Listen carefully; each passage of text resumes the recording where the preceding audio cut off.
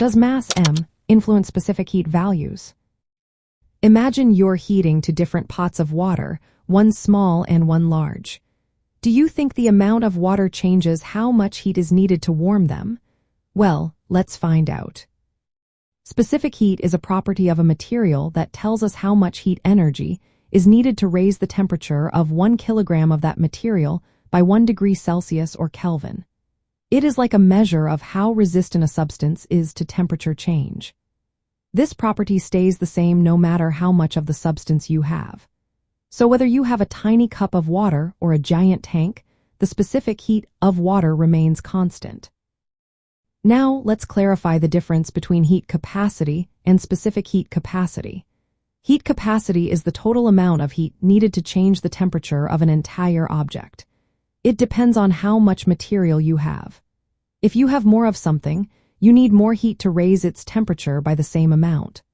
For example, a large pot of water needs more heat than a small cup to get the same temperature increase. Specific heat capacity, however, is different. It is the heat needed per unit mass, usually per kilogram. It tells us how much heat each kilogram of a substance requires for a temperature change. Since it is per kilogram, it does not depend on how much material you have. It is a property of the material itself.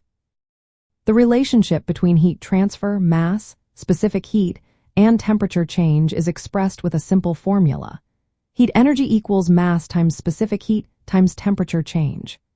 If you increase the mass while keeping the specific heat and temperature change the same, the total heat needed increases proportionally.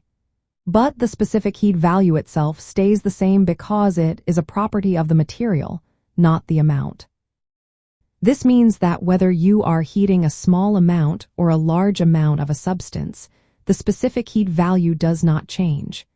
It remains constant because it depends only on the material's nature. The total heat required, however, will grow with the amount of material you are heating. Understanding this helps in many practical situations. Engineers designing heating systems or cooling processes relying on the fact that specific heat stays the same regardless of how much material is involved. They can calculate how much energy is needed to heat or cool different quantities of substances accurately.